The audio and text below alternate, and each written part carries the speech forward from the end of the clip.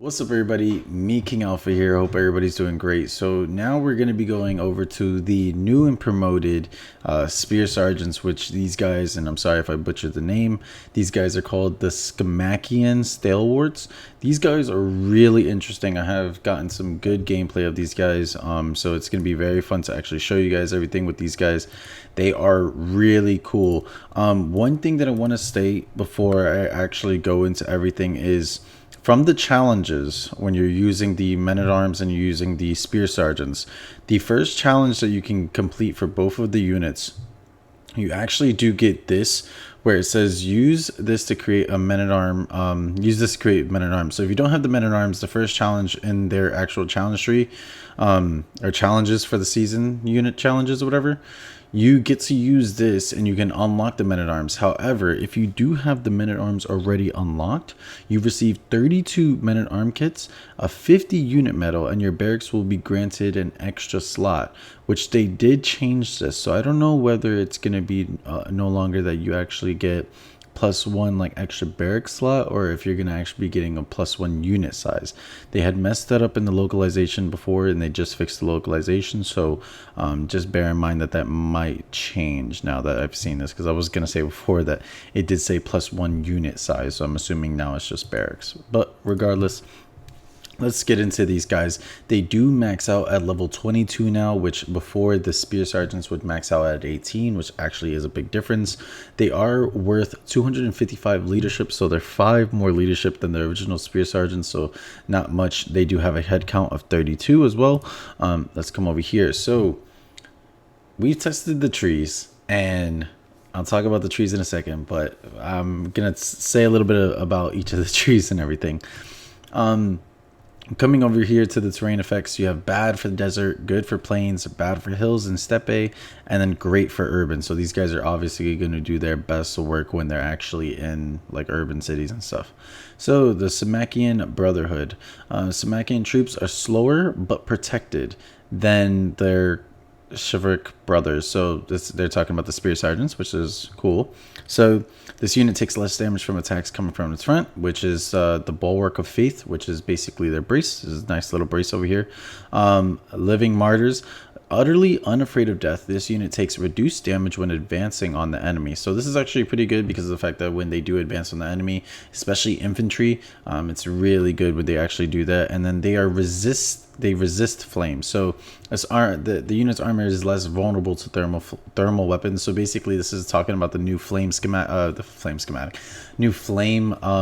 technique, or whatever it's basically called this season, but our mechanic, the new flame mechanic this season, that these units are no longer just fireproof in general. These guys are definitely going to be flame resistant. So I think also the big things like scorpions, optimal scorpions, might actually become a pretty good thing, because if you can actually hit nice shots onto enemies, and especially if you're using a purple scorpion, which a lot of people don't use, but if you're using a purple scorpion, it actually might be good.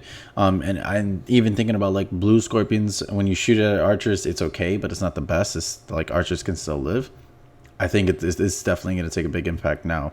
They do have a weak spot, which is their attack from the rear, which is basically every unit.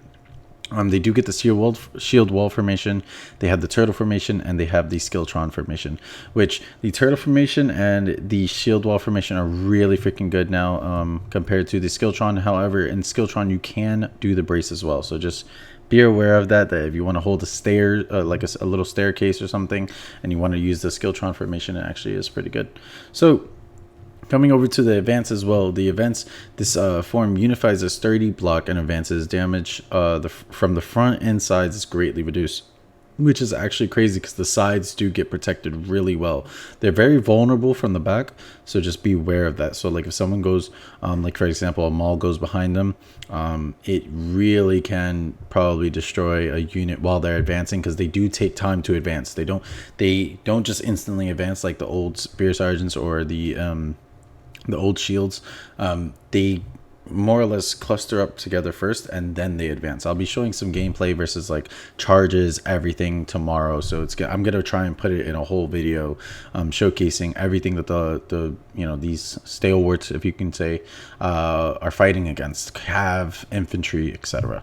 So The brace is also really good. What I've learned is there's certain like things that you can do, like certain combos now where you can do the advance and then brace. One of the big things that I love about the brace on these guys is the fact that they instantly brace. They don't have to go into the formation and then brace. They instantly brace wherever they are. So it's kind of like Pike Militia where everybody uses like the column formation. They move them forward and then they brace. No, these guys, with Pike Militia that you put them into a formation, you can constantly brace it as soon as the cooldown is done. These are the same way with these guys, and it's awesome. Unlike Fortebraccio, where in Fortebraccio you have to put them in a certain position, and then like they brace. Whereas if you want the Fortebraccios to brace instantly, they won't. You would have to reposition them and then brace where you want them to actually brace. It's kind of sucks. That's one thing about the Fortebraccio that does suck. Going into the veterancies, the top line veterancy is looking so amazing compared to the bot line, and I'll come to that in a second. So we have the increase in health, and then we have 15% extra damage while in a non-dispersed formation, which is actually really good. Each level increases their health, so this is 9% extra health as well. Sorry, I'll go over to the traits so you guys can look. Each level increases damage while bracing by basically 24%, which is a huge amount. They do have some decent doctrines as well, which is going to really help these guys out. Then you got reduces damage taken by 15%, which is huge. Then you got increases defense by 10%, and then you have increases piercing defense by 9%, and then you have increases the number of enemies each soldier can hit with a single strike by 1, which this is always so important on a unit. If more units can attack at once or more units can hit at once, it's always better. It's always something that is just way better to have on a unit. Now you still come down over here and get extra 120 extra block, which is actually really freaking good.